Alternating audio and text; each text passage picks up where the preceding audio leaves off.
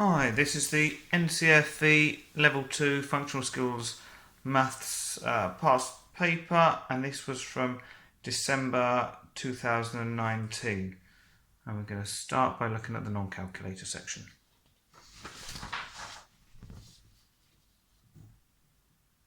Activity 1. Zach is a journalist. He's writing an article about the local weather. This table shows the highest and lowest temperatures in Zach's town for 2 different years. So we've got 2014, the lowest was minus 3.4 degrees and the highest was 20.3 degrees. In 2018, the lowest was minus 0.2 degrees and the highest was 23.4 degrees. Which year had the greater difference between highest and lowest temperatures? Okay, well, this is asking to find the range, really, the difference between the highest and the lowest. So what we can do is we can take the lowest away from the highest. So if we do that for 2014, we would get 20.3, take away. Now the lowest is a negative number, so it's going to be take away minus 3.4. which is going to become 20.3 minus, and a minus next to each other becomes a plus, 3.4, and that's going to give us 23.7.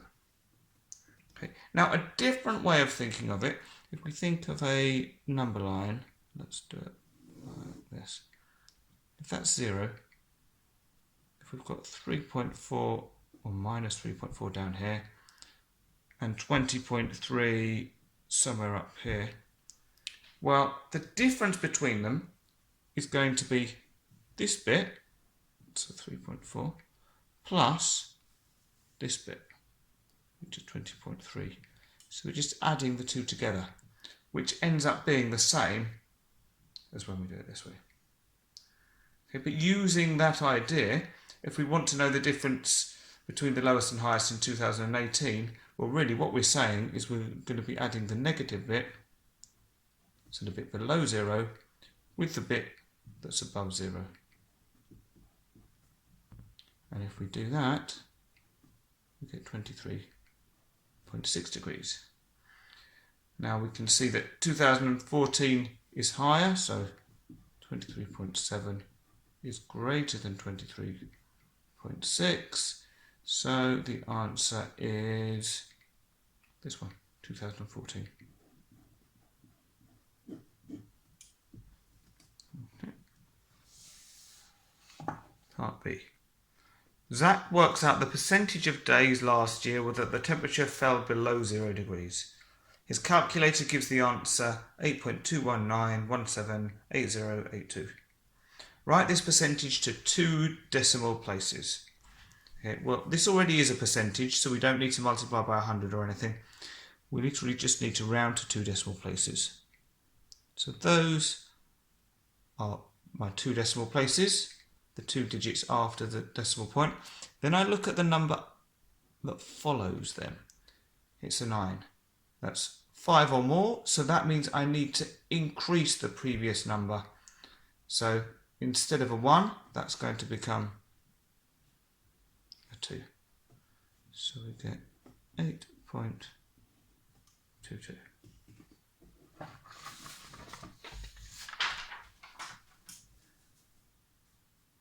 Okay, 1C. The highest temperature recorded in Zach's town this year was 32.9 degrees. Zach writes the headline, temperature reaches 95 degrees Fahrenheit. A formula to convert between Celsius and Fahrenheit is degrees Celsius equals 5 times degrees Fahrenheit minus 32, in brackets, divided by 9. Is Zach's headline correct? Show how you decide. So what I'm going to do is I'm going to put my degrees Celsius into the formula and, I'm going to put my degrees Fahrenheit into the formula and see if that agrees with the degree Celsius. You could do it the other way, but then you'd have to do some rearranging. So what we're saying is, well, let's see what C we get if we substitute F with 95. So we're going to have 5 times 95 minus 32 and then divide by 9. So we'll do this one step at a time.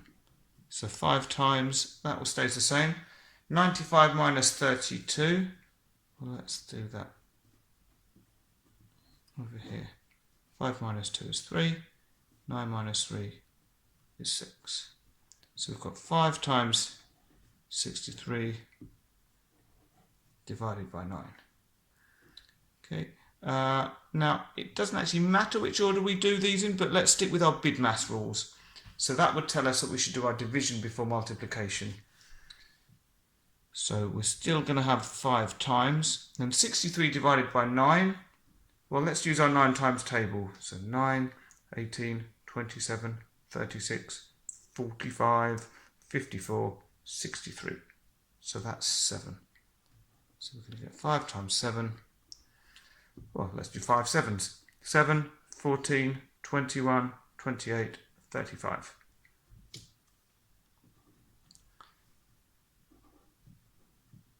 So 95 degrees Fahrenheit equals 35 degrees Celsius.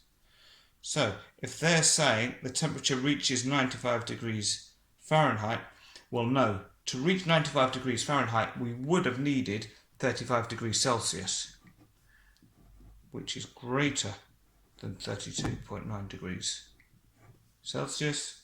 So our answer is no.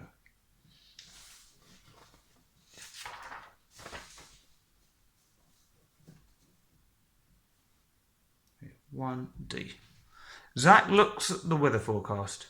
The table shows the highest daily temperatures forecast for the next 8 days.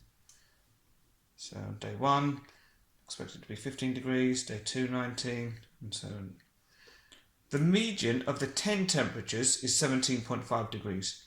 So that's 10, so that's including these 2 that we don't know. And it also tells us the 10 temperatures have 2 modes. Use this information to find the forecast temperatures for day 9 and day 10. Okay. Well, what I'm going to do, I'm going to reorder these numbers to start with, because I think that will help if I can see them from smallest to largest. So first of all, we've got, what have we got? We've got a 15. Across that, then we've got another 15. Then we've got another 15. Then what's next smallest? We've got a 16. Then a 17. And what's next? We've got 19. And another 19. And finally we've got a 20. Okay, well, they're telling us the median of the 10 temperatures is 17.5 degrees. Well, when we're working out the median, we want the middle number. So if we have an odd number of temperatures, then the median will be a middle single number. If we've got an even number, well, we're going to have 2 numbers in the middle. So the only way that we can get a median of 17.5 degrees is if we're adding 2 numbers together. Okay, so what we're saying is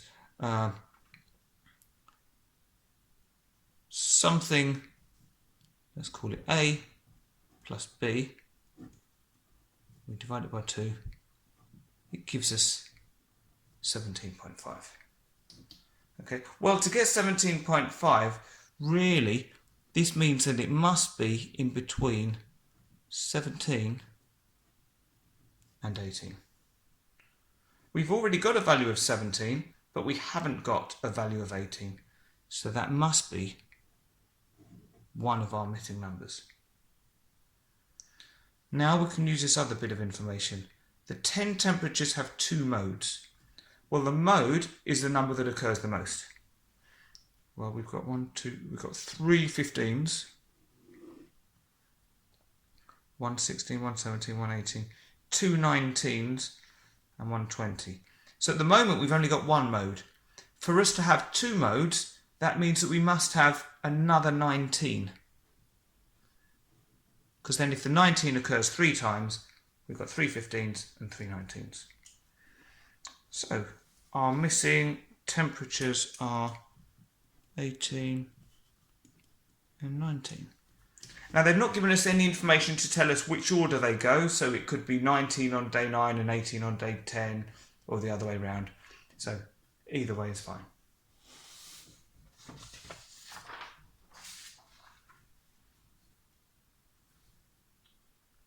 Question 1e. Zach wants to find out how accurate the weather forecast is. The table shows the last 6 months' forecast for rain. It also shows the number of days that it actually rained or stayed dry. So we can see here the forecast. It forecast rain, it actually forecast rain a total of 130 times. But it was actually rainy on 70 of them, but it was actually dry on 60 of them. Similarly, it forecast that it would be dry a total of 52 times. Let's put these totals in. So 36 and 16. So these are the actual number of days. So when they said it was going to be dry, it was actually rainy on 36 of them, but it was dry on 16 of them. Was the forecast more likely to be right when it was for rain or when it was for dry weather? Okay, so let's look at rain first. So we said that there was a total of 130 days forecast for rainy weather, and it was actually rainy on 70 of them. Okay, and we can actually, if we cancel the zeros, we can simplify that down to 7 out of 13 days. Now, when they forecast it would be dry, there were a total of 52 days that they were looking at, and they were right only 16 times, because they said it would be dry and it was dry. Now let's see if we can simplify this one down. Well, they're both even numbers, so let's divide by 2. 16 divided by 2 is 8. 52 divided by 2, well, let's do it down here. 2 into 5 goes 2, remainder 1. 2 into 12 goes 6 times. So we've got 8 over 26. These are still even numbers, so I can simplify that again. I can divide by 2 again. 8 divided by 2 is 4. 26 divided by 2. Let's do that here again. 2 into 2 goes once. 2 into 6, 2, 4, 6, so it goes 3 times. So we can simplify that to 4 over 13. So they were correct about it being rainy 7 out of 13 times. They were correct about it being dry only 4 out of 13 times. So was the forecast more likely to be right when it was rain or when it was for dry weather? Well, it was for rain. And the reason is that 7 over 13 is greater than 4 over 13.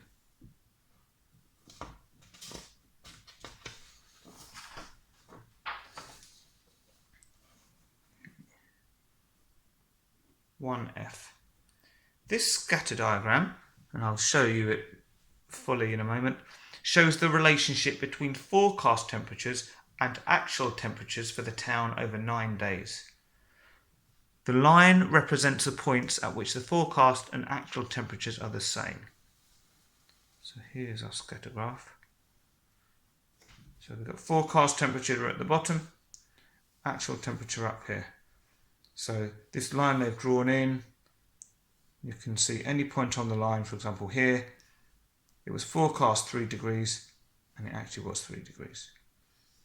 Let's pick another point here. It was forecast 7 degrees, it was 7 degrees. Now the actual points are these dots here. So we can see one of them, the forecast and the actual temperature, was exactly the same because it's on the line. Some of them are below the line, so that means the temperature forecast was higher than it was in reality. And the ones above the line, for example here, we can see it was forecast as 13 degrees, but it was actually 14. So the ones above the line is when the actual temperature was above the forecast temperature. So let's have a look at the question. A forecast is recorded as accurate if the actual temperature is within 2 degrees of the forecast temperature. Zach writes that the temperature forecast was accurate for less than 70% of the time. Is that correct? Show how you decide.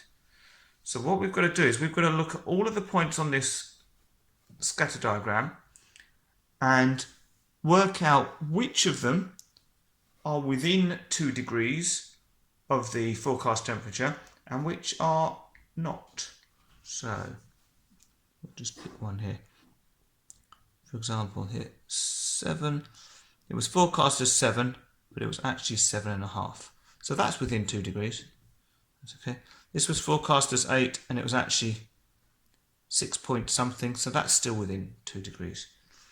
This was forecast as 10, but actually, let me use my ruler. Might make it easier to see. So I'm reading up from 10. So it's forecast as 10 degrees.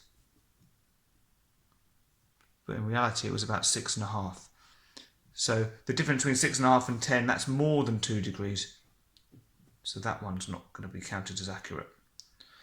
This one here, 11 degrees forecast. It was actually 8. So again, 11 minus 8 is 3. So that's more than 2 degrees. So let's have a look at this one. Forecast as 13 degrees. It was actually 12 degrees. So the difference is only 1, so that's within 2 degrees, that's okay. Now it doesn't matter which side of the line it is, so long as it's within 2 degrees. It could be under or over. This one here, again, the forecast is 13. Actually, it was just over 14, so that's okay. That's less than 2 degrees difference. Up here, forecast 15, but it was actually 18, so that's more than 2 degrees. We don't want that one. And this one here, forecast 16 degrees. In reality, it was about 19.5, so that's more than 2 degrees difference. So we don't want that.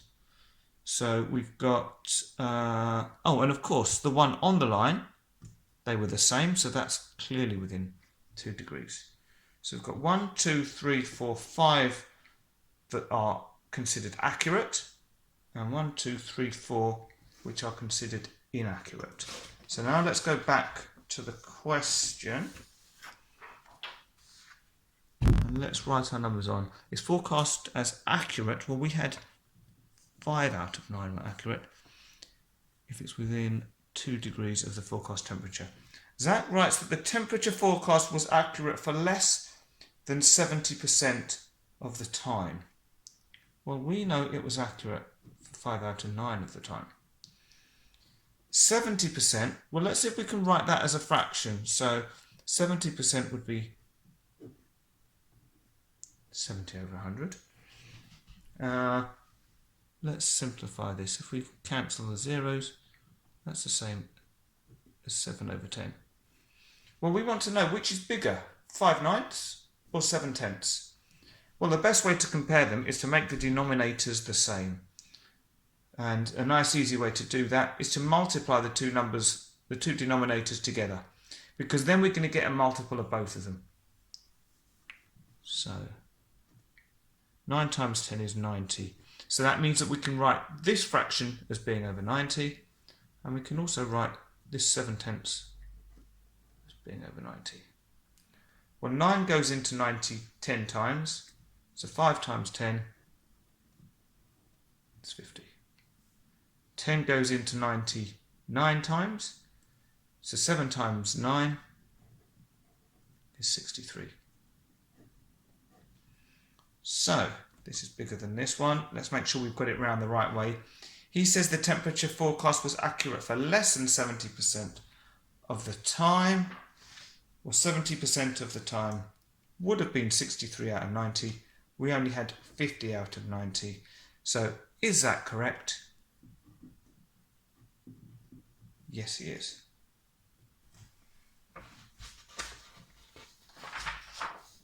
And finally, for the non-calculator section, Zach wants to include a map in his article. The map must be to scale. The map shows a part of the country that is 30 kilometres wide and 48 kilometres long.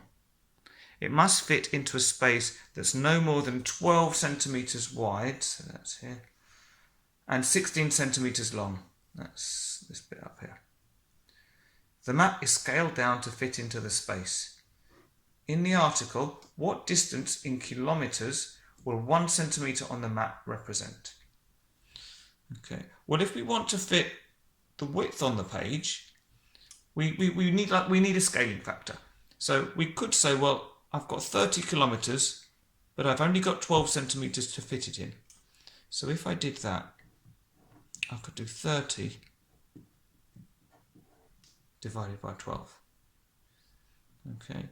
And what we can do with that is actually write it as a fraction. 30 over 12. Then we can simplify it.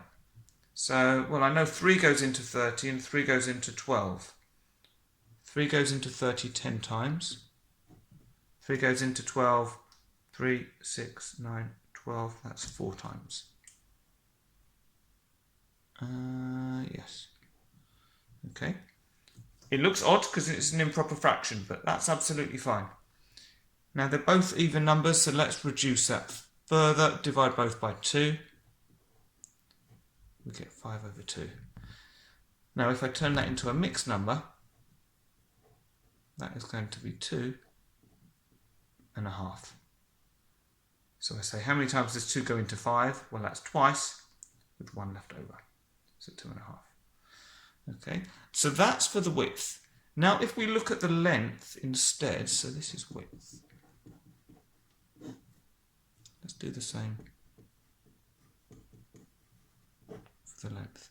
So for the length, we'd be looking at 48 and dividing that by 16.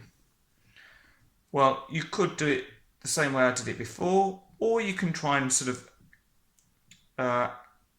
almost do like 16 times table, see if we can get up to 48. Well, 16 and 16 would be 32. Add another 16 is 48.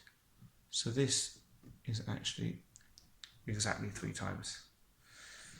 So the width suggests that we need a scaling factor of 2.5. But if we reduce 30 kilometres, or if we say that each centimetre is 2.5 kilometres, well then 12 centimetres would give us 30 kilometres. But if we say use the same scaling factor for the length, well 2.5 of 16, well 16 and 16 is 32, half of 16 is 8, so we would only get 40 kilometres, which isn't going to fit. So we're going to have to use our scaling factor of 3. So what distance in kilometres will 1 centimetre on the map represent? Well, we are going to get 3 kilometres.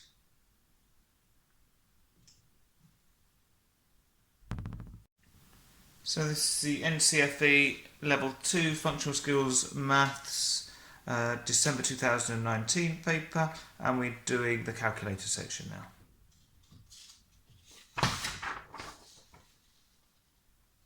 Activity 2, running a business. Dan has set up a patio cleaning business. He charges £4.25p per metre squared of the patio to be cleaned. Mrs. Jones has asked Dan how much he will charge for cleaning her patio. The diagram shows her patio. So let's shift this up. There you go. Let's do that. Okay. Right. So we need a question. How much? put it down here. How much will Dan charge Mrs. Jones for cleaning her patio? Use pi equals 3.14. Right, so let's put this picture up here. Okay, he charges £4.25p per metre squared, so we want to know how many metres squared there are in total. In other words, what is the area of her patio? Now, we've got a nice tidy rectangle for us, and we've got a little curvy bit here as well. So what I'm going to do is I'm going to work out the area of the rectangle first of all. So the area of a rectangle is the length times the width. So that's 9.25 times 3.3. And we can use our calculator now. So 9.25 times 3.3, and that gives us 30.525, and its area, so it's going to be meters squared. Okay, so that's the easy bit. Now we need to work out the curvy bit of the garden. Okay, well, actually, this looks like part of a circle. If you imagine the circle would continue, I'm not drawing it very well. Continue around like this, and up here, and make a big circle like that. Okay. In fact, what we've got a quarter of a circle. Well, I know that the area of a circle can be calculated using the formula pi r squared. If we've got a quarter of a circle, well then we're going to need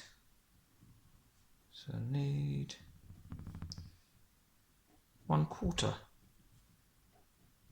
times pi r squared. Okay, so that means we're going to need 1/4 times pi. They said to use 3.14, and then r, well, so r is the radius, so from the centre out, and of course we know that it's a circle because we know that this distance is the same as that, so that means this is the radius, so we've definitely got a circle. So it's going to be 3.5 squared, and that means multiplied by itself. So I'm going to do the squared bit first on my calculator. So we've got 3.5 times 3.5, then we multiply it by 3.14. We're multiplying, so it doesn't matter what order we do it, and we're multiplying by 1/4, so we can say times 1 divided by 4. And we get 9.61625, and again that's going to be meters squared. Okay, so if we add those two together, so let's do 30.525 and add those up.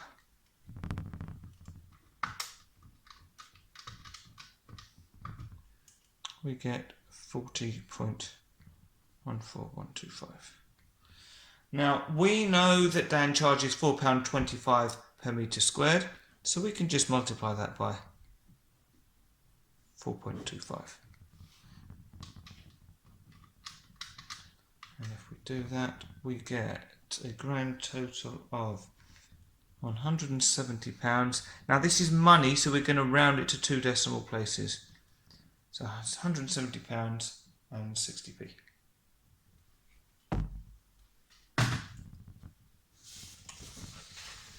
Okay. 2b. Mr. Patel pays Dan £250 to clean his patio. The £250 includes VAT at 20%. How much was the bill before the VAT was added? Well, what we're saying is the £250 actually represents 120% because it includes VAT at 20%. If we want to get the bill before the VAT was added, we need to go back and find out what 100% was. So the best way to do that is take the 250, divide it by 120, because that's going to tell us how much 1% is, and then multiply it by 100 to get our 100%.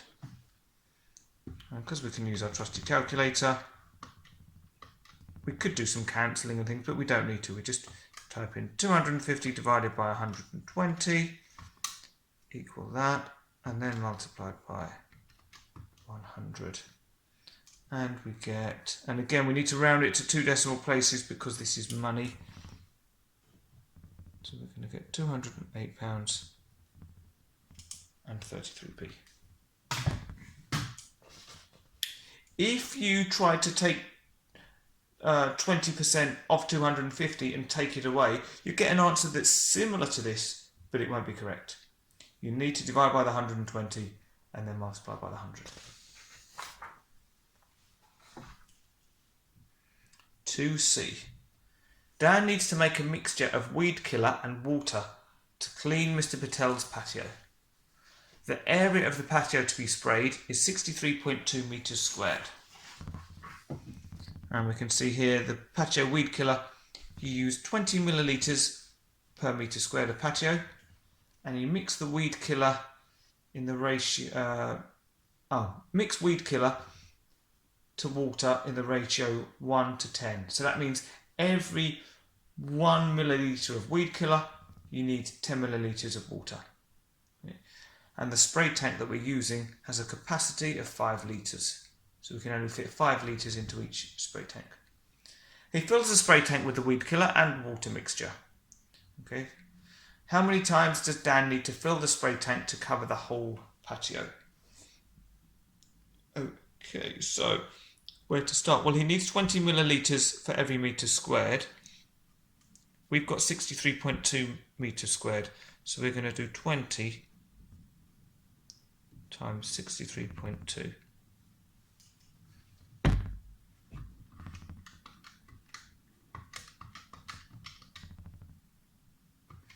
And we get 1,264 millilitres.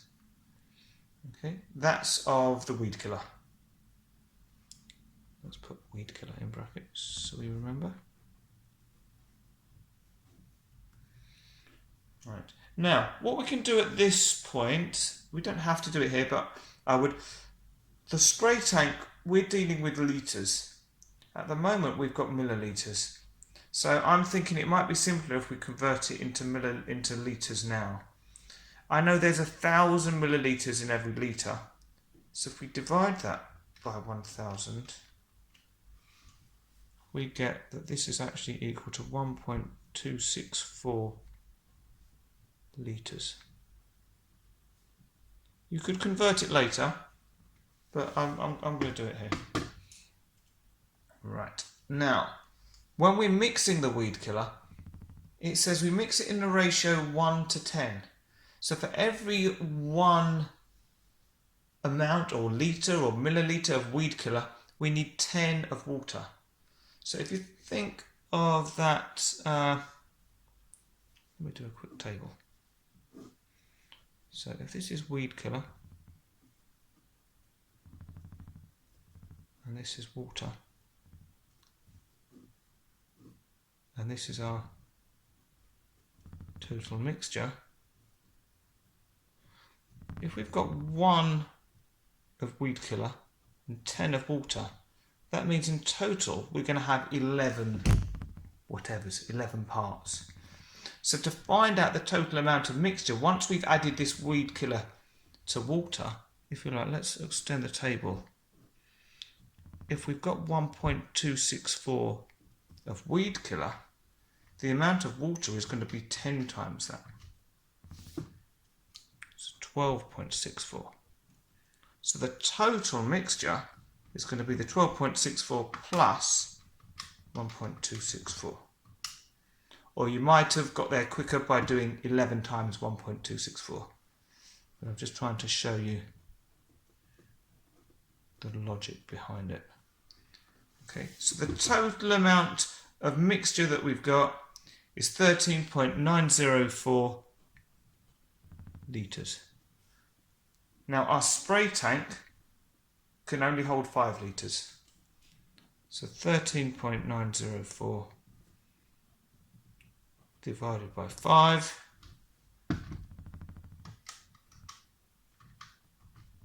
gives us 2.7808. But of course we can't have 0.7808 of a spray tank. So we're going to have to fill the spray tank 3 times.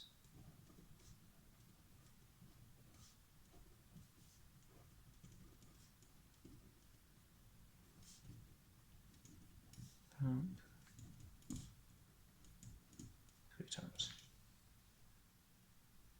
There you go.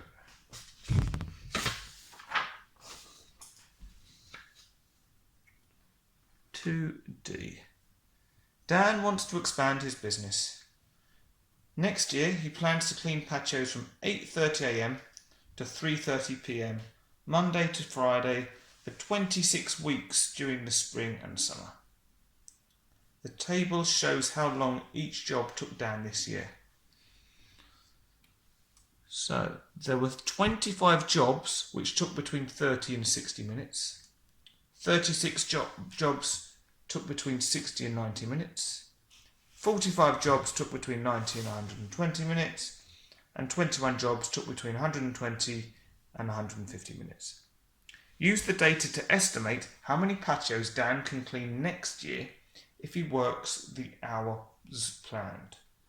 So what we need to do is sort of work out what the average cleaning job, or how long the average cleaning job is going to take.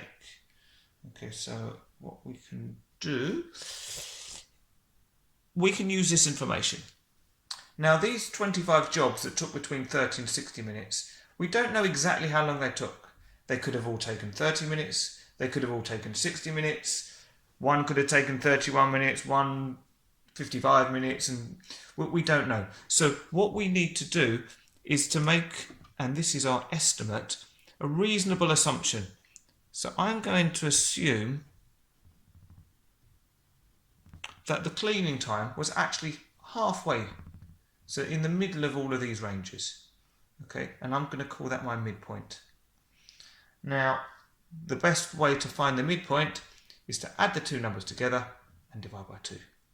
So 30 plus 60 is 90, divide by 2 is 45.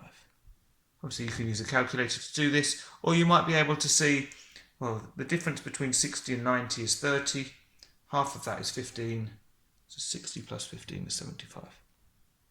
So if you're not sure with these, I'll just write it over here. We would do 60 plus 90 and then divide by 2. So the midpoint of 90 and 120, let's show you this one. 90 plus 120 is 210.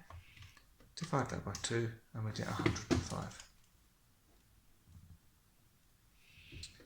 And 120 plus 150 is 270. Divide it by 2. We're going to get 135 minutes. Okay. Now, we want to find out how long all of these jobs took in total. Well, if there were 25 jobs that took sort of on average 45 minutes each, we're going to have a column here called midpoint times, we can call it frequency or number of jobs. I'll call it, let's call it number of jobs. Midpoint times number of jobs. So we're going to do 25 times 45. And we get 1,125. And we're going to do the same for all of these. 75 times 36, 2,700. 45 times 105, 4,725. And finally 21 times 135 is 2,835. So that means the total amount of time spent on all of these jobs, well, I need to add these all up. So I'll do them backwards. 2,835 plus 4,725 plus 2,700 plus 1,125. That gives me 11,385 minutes that were spent. And there were 127 jobs in total. So if I do my 11,385 divided by 127,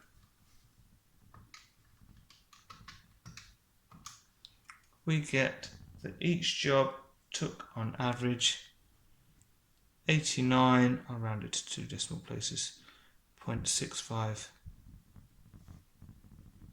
minutes. Okay, now that's part of the question. This is 5 marks. We've got to do a lot of work for this. We've got to use this to estimate how many patios he can clean next year. Well, we know that he's going to work from 8:30 to 3:30. So how many hours is that? Well, 8:30 up to 9 o'clock would be, well, actually, let's do it in full hours. So 8:30 to 9:30 would be 1 hour, to 10:30 would be 2, to 11:30 would be 3, to 12:30 would be 4, to 1:30 p.m. would be 5, to 2:30 would be 6, to 3:30 would be 7. So it's 7 hours, Monday to Friday, so that's Monday, Tuesday, Wednesday, Thursday, Friday, so 7 hours, 5 days a week, and 26 weeks.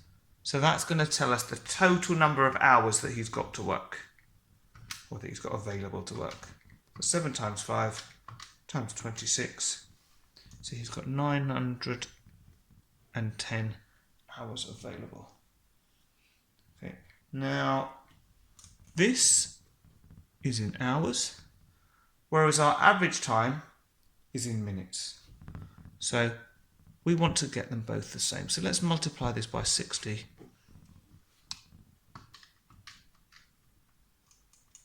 And this is going to be 54,600 minutes. Okay, so if we want to know how many jobs he can fit into that time, well, if they're 89.65 minutes each job, we've got 54,600 minutes.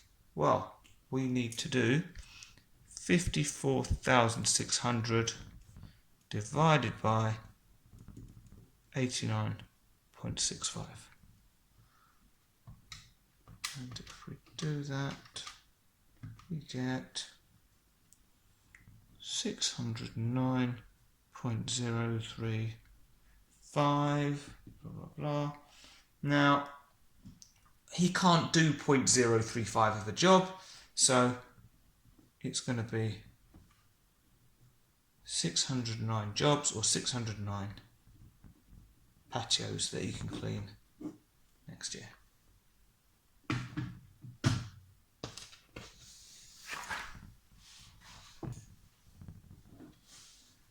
Okay. This table shows how long each job took Dan last year. Okay, so this looks similar to the last one, but it is this is last year, before we were looking at this year. So we've got 14 jobs that were between 30 and 60 minutes, 22 jobs between 60 and 90 minutes, 30 jobs between 90 and 120 minutes, and 16 jobs between 120 and 150 minutes. Dan's accounts are checked by the tax office. They pick one of last year's jobs at random to check. What's the probability that the job would have taken more than 90 minutes? Well, if they're picking one at random, they have got a total of 82 to choose from. So that's going to be my denominator. We're interested in the probability that it would have taken more than 90 minutes. Well, more than 90 minutes are going to be those two. So 30 plus 16 is 46. So that's my probability.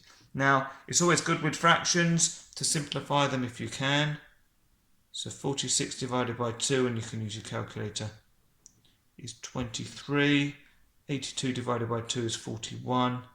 And I know that 2 goes into both of them because they're both even. And that's as far as I'm going to be able to simplify that.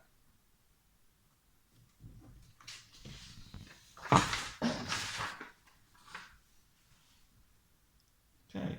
Activity 3. Cycling. There are 51 million adults in the UK. 20.5 million do not do any regular exercise. What fraction of adults in the UK do not do any regular exercise? Okay. So this is going to be 20.5 million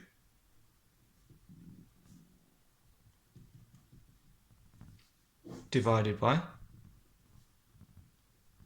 51 million. Okay, that's a fraction. Now, instead of having the words, let's replace it. So 20.5 million is going to look like 20,500,000. And 51 million is going to be 51 with 6 zeros.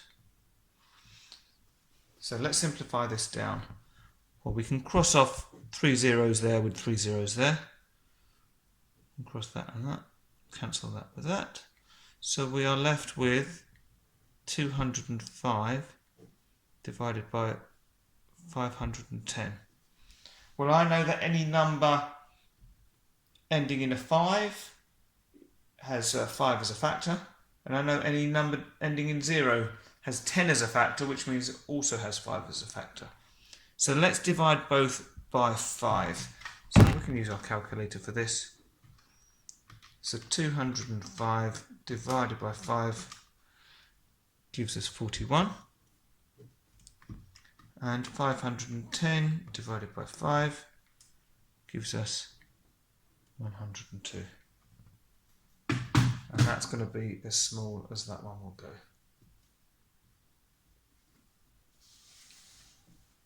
Part B. The proportion of commuters who cycle to work in the UK is 0.06. Write 0.06 as a fraction and as a percentage. Well, as a fraction, if you look at the decimal, this first digit here is the tenths, the 6 is the hundredths. So we can think of it as 6 hundredths. Now we can simplify this one. They're both even. So 6 divided by 2 is 3. 100 divided by 2 is 50. And that's my final point. Sometimes people say, well, how do you know whether you can simplify it any further or not? Well, the only factors of 3 are 1 and 3. Dividing by 1 won't help us. So we can try 50 divided by 3. No, it's not going to work. We've got a decimal. So we know that's as far as we can go.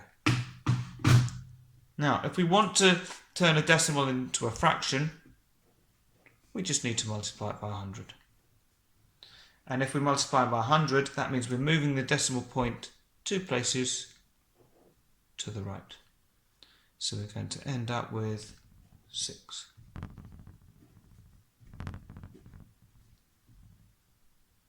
And also you can see if we know that it's 6 out of 100, percentages are out of 100. So again, that's just agreeing that it's 6%.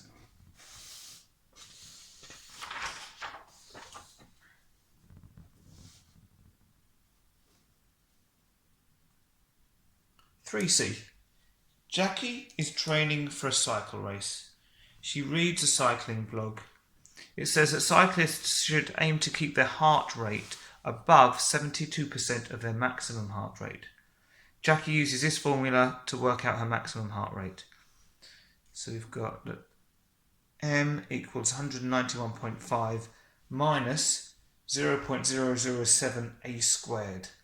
And if you remember that when we've got a number next to a letter, it means we multiply them together.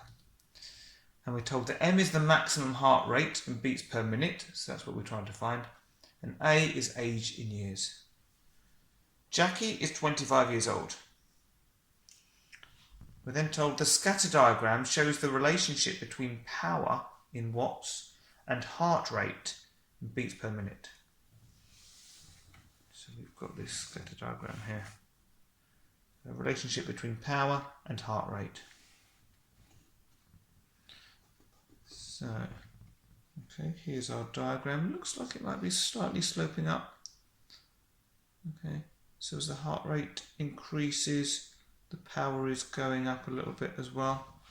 Let's see what the actual question is for this one. Let's bring this down. Right. So to produce 100 watts of power, a cyclist uses about 350 kilocalories per hour. Estimate the number of kilocalories Jackie uses per hour if she cycles at 72% of her maximum heart rate. Okay, so we've got quite a lot going on there. First thing that we're going to do is use our formula and work out what Jackie's maximum heart rate is. So we've got M equals 191.5 minus, and it's going to be 0.007 A squared, and it's times, and A is 25 and it's squared, so it's going to be 25 times 25. And because of our BIDMAS rules, we know we need to do all this multiplication before we take it away from 191.5. So we get the calculator, 0.007 times 25 times 25, and we get 4.375. Put that in my memory. 191.5 minus 4.375, and we get 187.125. Okay, so that's her maximum heart rate in beats per minute. Now, the question said estimate the number of kilocalories Jackie uses per hour if she cycles at 72% of her maximum heart rate. So we want 72% of this, so we're going to multiply it by 72 out of 100. So we've still got the number in the calculator, that's great. Multiply by 72, divide by 100, and we've got 134.73, and that is going to be beats per minute. Okay. So, again, it's always good to keep going back to the question, check what we're trying to work out. Estimate the number of kilocalories per hour she uses if she cycles at 72%. So we've got to use our scatter diagram now. Okay, now we can use her beats per minute that we've just calculated and plot it on the graph.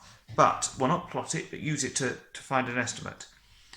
With a scatter graph, to be able to get any information, we need to draw a line of best fit.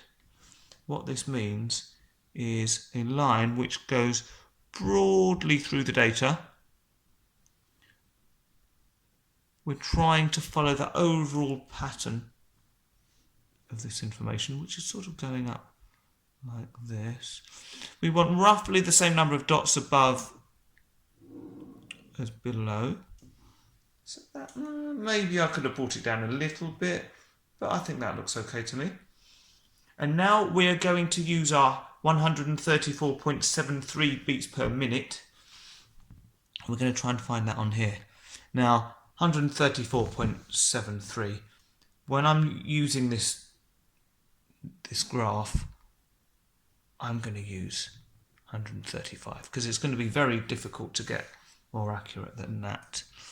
Well, I know we've got 1, 2, 3, 4, 5, 6, 7, 8, 9, 10 gaps between there, so that is halfway, that must be 130. So each of these spaces must be 2. So if we want 135, that's 132, 135 is going to be right in here.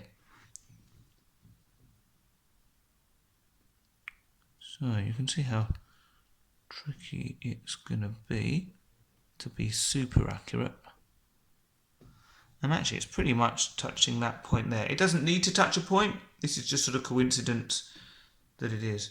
And then if I read off on the graph down here, that's coming out at 106. Let's just mark this on so we know that's 135 that we were using there. So to produce 100 watts of power, a cyclist uses about 350 kilocalories per hour. Well, that's if we produce 100 watts of power.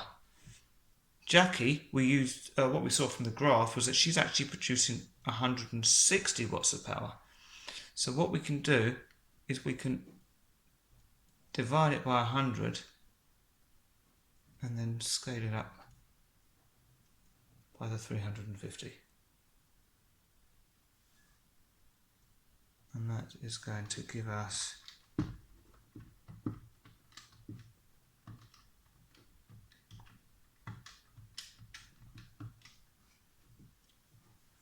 560, and that's going to be our kilocalories.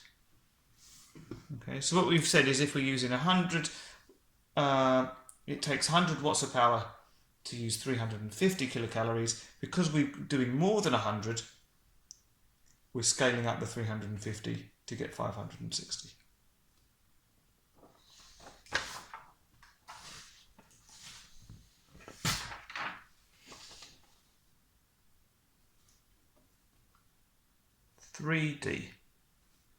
Let's see how much of this we can fit on. Okay, Rafa and his friends cycle to keep fit.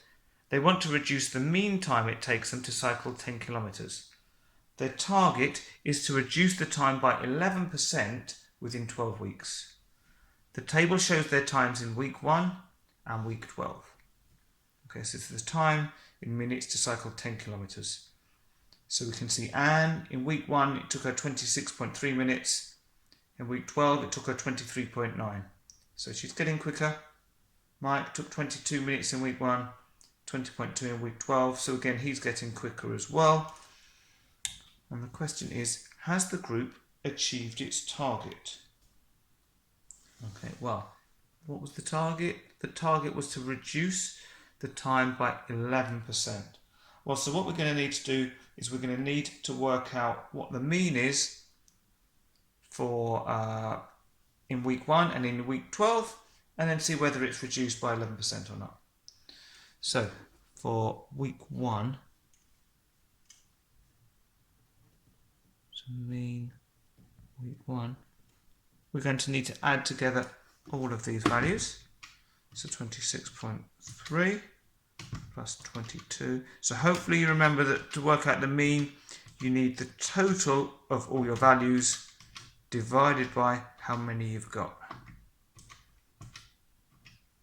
So our total, we're nearly there.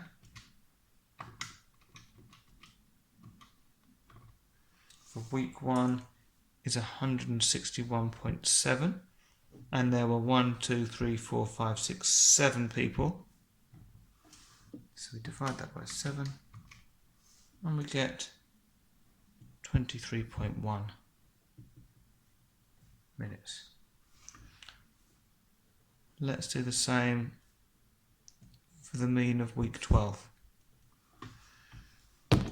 So we're going to have 23.9 plus 20.2 plus 25.7 plus 20.4 plus 18.1 plus 20.7 plus 17.3, and we expect this total to be smaller than before because they've got quicker, 146.3, and we've still got 7 people, so divide it by 7 and we get 20.9 minutes. So has that reduced by 11%? Well, if it's reducing by 11%, so you could work out 11% of 23.1 and take it off, but if it's reducing by 11%, it means it's going to be 89% of the original, because 100 take away 11 is 89. So if we do 23.1 times 89 over 100, or 0.89, we get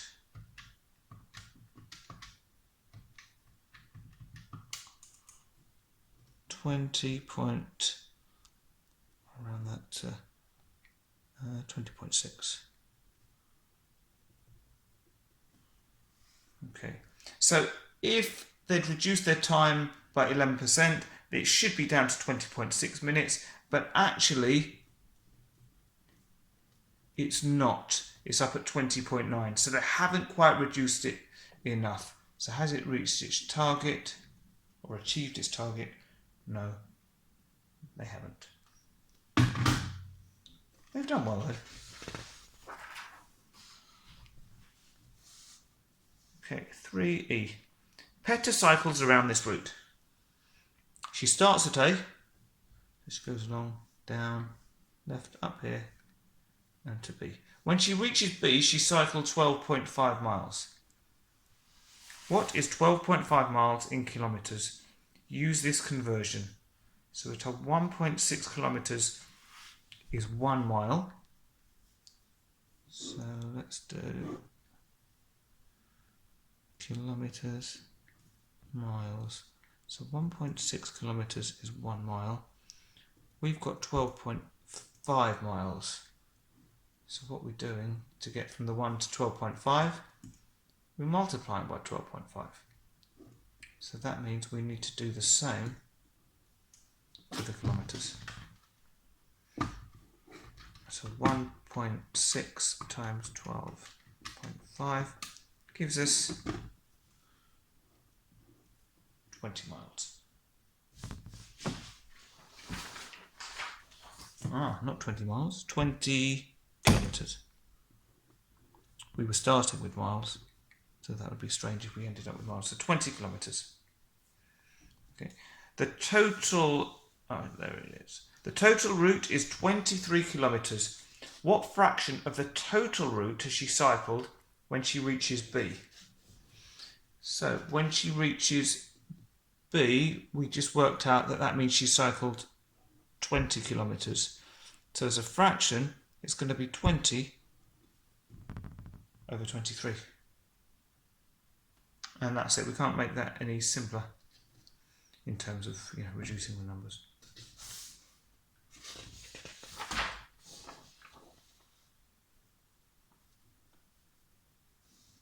And on to activity 4, packaging. Beth is on a work placement. The company makes biscuits. In 2018, it reduced the number of biscuits in each packet. The weight of each biscuit stayed the same. The weight of a packet went from 135 grams to 108 grams. The 135 gram packet contained 25 biscuits. How many fewer biscuits did the 108 gram packet contain? Right, so if it was 135 contained 25, well, if we divide it by 25, we'll find out how much each biscuit weighs. And we get 5.4 grams. So if the new packet weighs 108, well, how many of those 5.4s go into 108? So 108 divided by 5.4, 20. They said how many fewer biscuits? Well, we started with 25. We went down to 20. So 25 minus 20. So it's 5 fewer.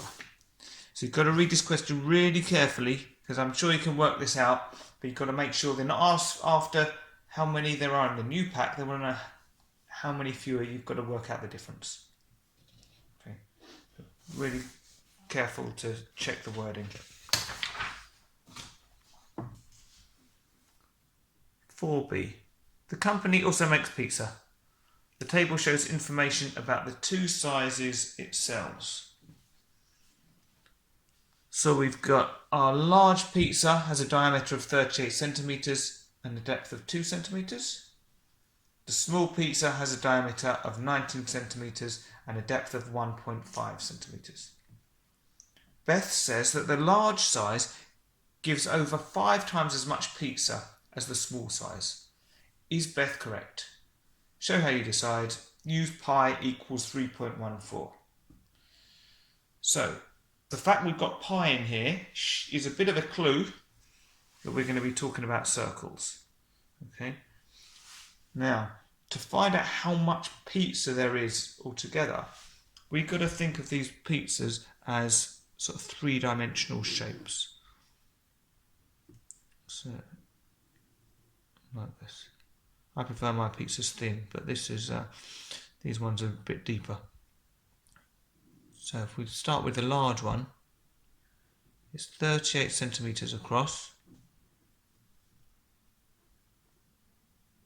and 2 centimetres deep. So we're going to need to work out the volume. Okay, and to work out the volume, we're going to have to start off by working out the area of the circle, and then we can multiply it by the depth. Okay, so I'm going to do a little table, I think. So we'll have large and we'll have small. Now, to work out the area of a circle is pi r squared, where r is the radius. Now they haven't given us the radius, they've given us the diameter. But I know the radius is half of the diameter. So for the large pizza, the radius will be 38 divided by 2, which is 19.5. No, it's not. It's 19. Sorry, 19. For the small pizza, 19 divided by 2 is going to be 9.5. Sorry, that's why I'm getting confused. Now, the area, we can put this in. So pi r squared. So r is 19. Multiply that by itself, and then multiply it by 3.14. So the area of that large pizza is 1,133.54. That's going to be centimetres squared. Let's do the same for the small one. So we've got a radius of 9.5. We need that squared, so multiplied by itself. We then multiply it by 3.14, and we get an area of 283.385 centimetres squared. Now, we want to actually work out the volume. So we've got to multiply these areas by the depth. So for this one, we're going to multiply it by 2 centimetres, but for the small, we're going to multiply it by 1.5. I'll do the small first because I've got it in my calculator. So we can multiply that by 1.5, and we get 425. I'll keep my decimal places on there, and that's going to be centimetres cubed for volume. Now, if we go back to the large pizza, the area was 1,033.54 centimetres squared. Multiply that by 2, and we get a volume of 2,267.08 centimetres cubed. Beth says that the large size gives over 5 times as much pizza as the small size. Well, let's multiply that small pizza by 5 then. So 425.0775 times 5, what does that give us? 425.0775 times 5. We get 2,125.3875, which is less than 2,267.08. So Yes, she is correct. The large size is more than 5 times the volume of the small pizza. There's my yes.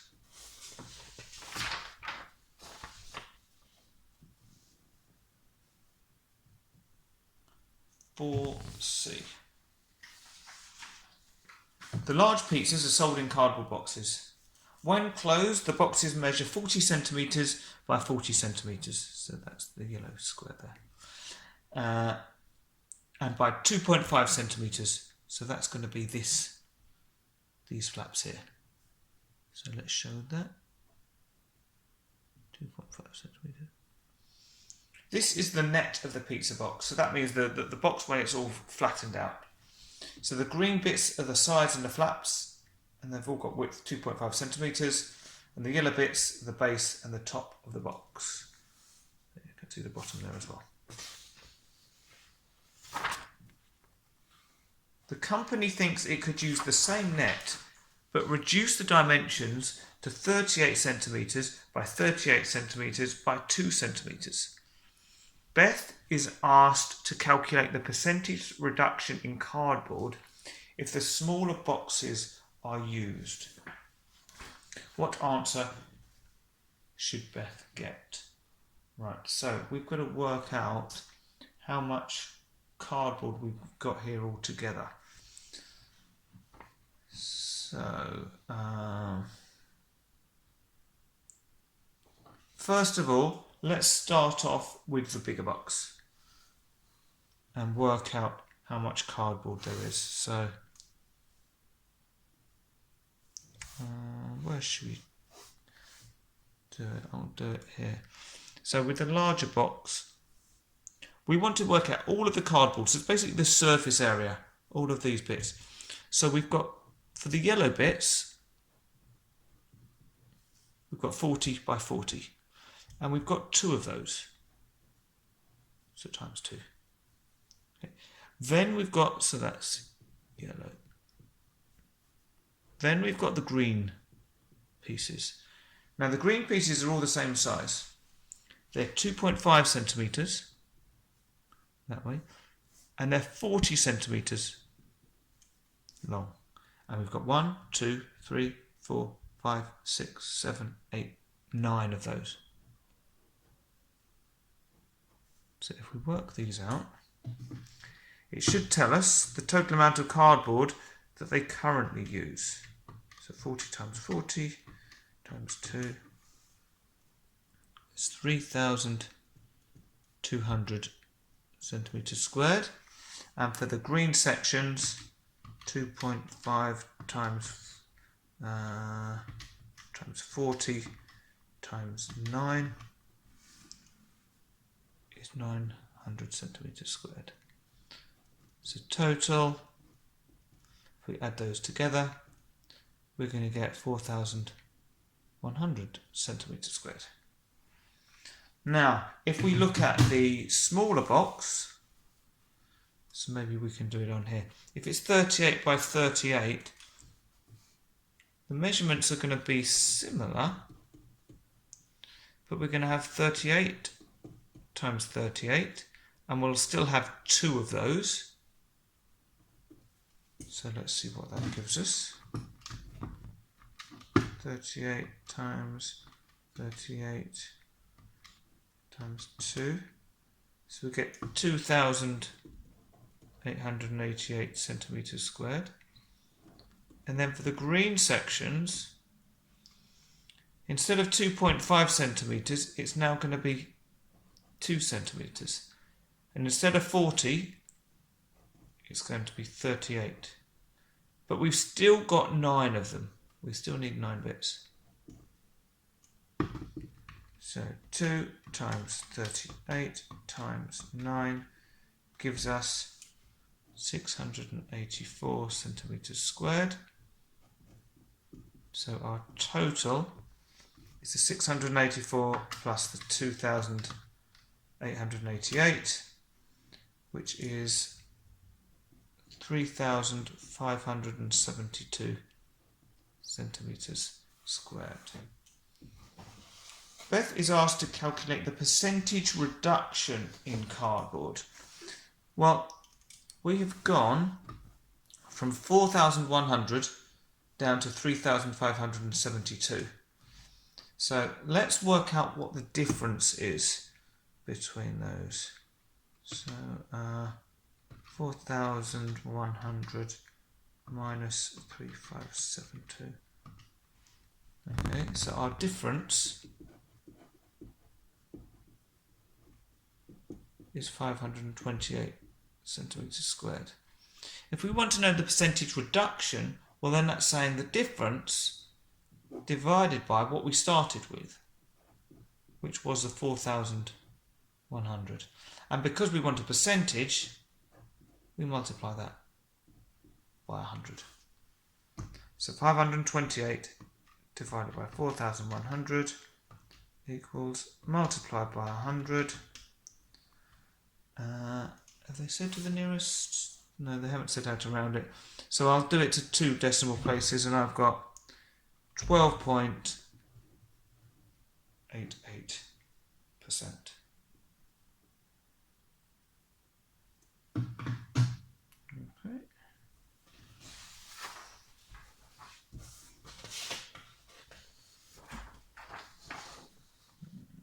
For D. The company also makes a chocolate bar. It is divided into 10 identical triangle-shaped pieces. Draw a plan. Oh, you can't see this question.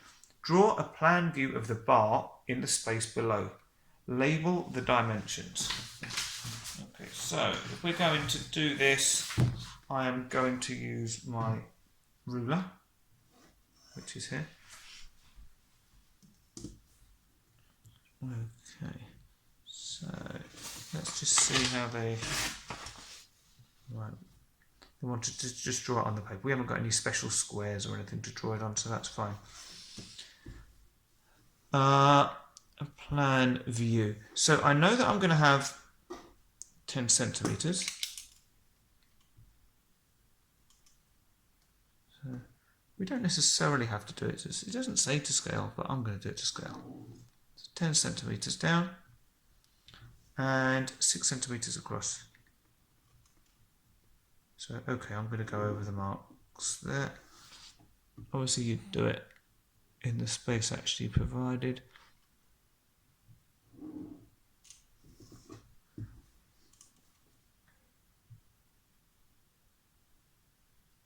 That should be 10 centimeters. Yeah, good. Right, so that's the overall rectangle there. Now, if we're looking at the plan view, we're looking at it from above, we're going to see this ridge, the peak of the triangles, halfway.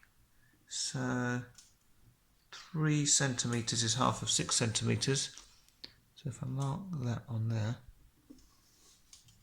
we're going to see that line down the middle.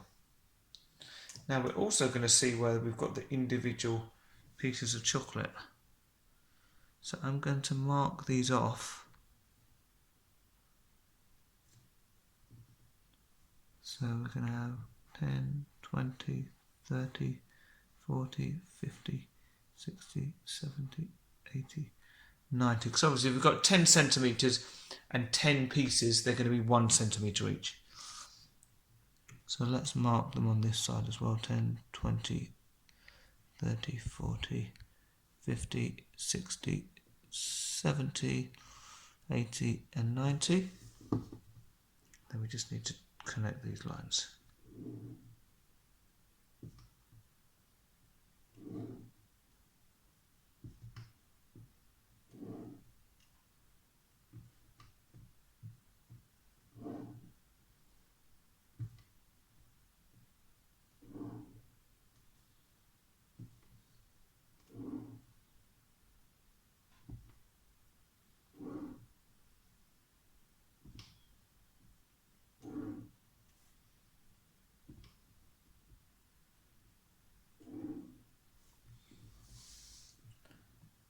We've got a plan view. The only thing it says is to label the dimensions. So we can do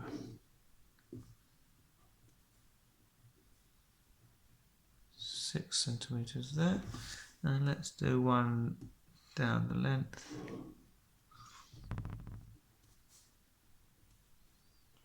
10 centimetres. And let's also show that each one of these is 1 centimetre and that this is halfway, so that's 3 centimetres. And that's our drawing.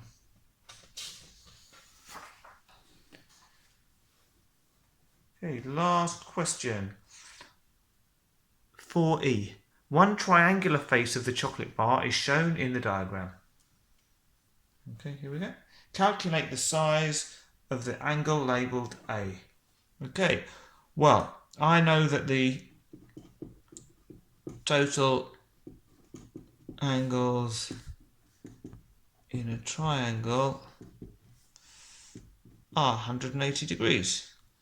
So that means if I add these two together, 50 plus 50, well that's 100, and then take that away from 180, shouldn't need a calculator for this, we get 80 degrees. And that's the end of the paper. I hope you found that helpful. As always, there's lots of other practice papers on my YouTube channel as well. Do have a look at those. Go via the playlists, that's the best place to find them.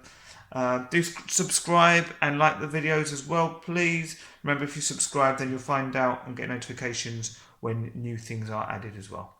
Thank you for watching and see you again soon.